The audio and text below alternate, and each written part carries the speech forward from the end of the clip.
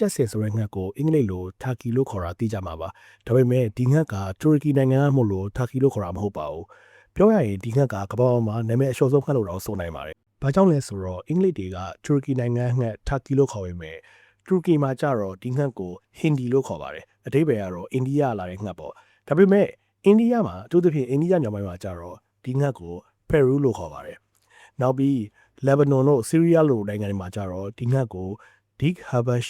လို့ခေါ်ပါတယ်အဓိပ္ပာယ်ကတော့ Ethiopia chicken Ethiopia ကြက်ပေါ့နောက်ပြီးတော့မလေးရှားမှာကြတော့ဒီငှက်ကိုအယံဘလန်ဒါလို့ခေါ်ပါတယ်အဓိပ္ပာယ်ကတော့ Dutch chicken ပေါ့မသိရင်ကြက်စင်ကိုနိုင်ငံတွေကဗော်လီဘောဝိုင်းပုံတွေရတယ်လို့ပါပဲ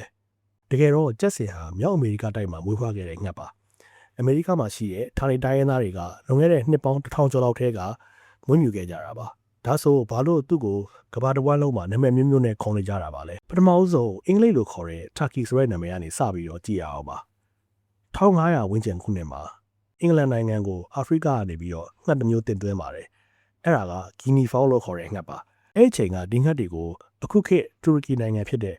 Ottoman Empire ကကုန်တယ်တွေကတဆင့်တင်သွင်းခဲ့တာပါအဲ့တော့အင်္ဂလိပ်တွေကအလွယ်ပဲတူရကီကုန်တယ်တွေစီးရလာတဲ့ငှက်ဆိုပြီး Turkey cock လို့ခေါ်လိုက်ကြပါတယ်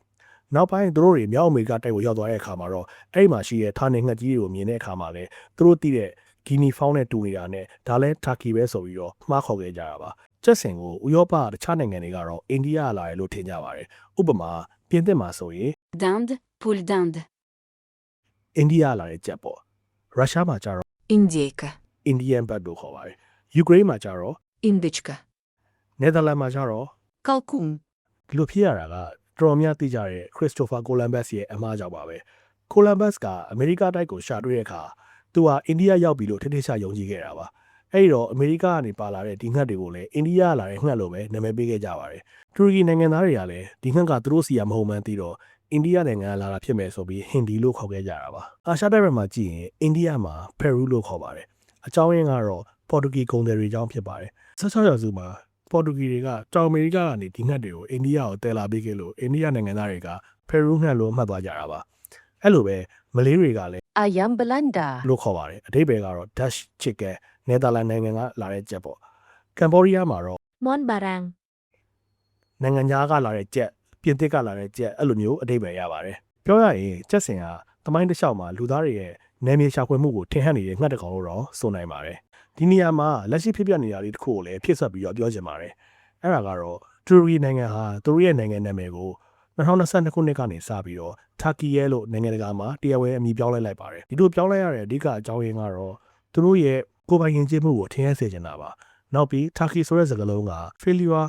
ကြာရှုံးမှုဒါမှမဟုတ် stupid ညံ့ဖျင်းမှုစတဲ့အဓိပ္ပာယ်တွေထွက်နေတာကိုသူတို့ကသဘောမကျကြပါဘူးနောက်တစ်ခုကတော့ခုနကျွန်တော်ပြောခဲ့တဲ့ကြက်စင်နဲ့လည်းပတ်သက်နေပါတယ်ဒီ Turkey ဆိုတဲ့ငှက်နာမည်နဲ့သူတို့နိုင်ငံနာမည်ရုံးနေတာကိုသူတို့ကမလိုလားကြပါဘူးဒါကြောင့်မို့လို့နိုင်ငံကုန်သိက္ခာအတွက်ကောဒီလိုမျိုးနာမည်ရောနေတာကိုဖြည့်ရှင်းဖို့အတွက်ပါနိုင်ငံရဲ့အမည်ကို Turkey ရဲ့ဆိုပြီးတော့တရားဝင်ပြောင်းလဲသုံးလို့နိုင်ကြတာဖြစ်ပါတယ်ဒီဗီဒီယိုလေးကတော့ဒီလောက်ပါပဲဒီနေ့ဗီဒီယိုကိုကြည့်ရတာနှစ်သက်သဘောကျရဲဆိုရင်ကျွန်တော်ရဲ့ channel လေးကိုလည်း subscribe လုပ်ခဲ့ဖို့ဖိတ်ခေါ်ပါတယ်နောက်ဗီဒီယိုတွေမှာလည်းဒီလိုမျိုးစိတ်ဝင်စားစရာကောင်းတဲ့အကြောင်းအရာတွေကိုတင်ဆက်ပေးပါမယ်ကျွန်တော်နာမည်က Area မှာအားလုံးကိုကျေးဇူးတင်ပါတယ်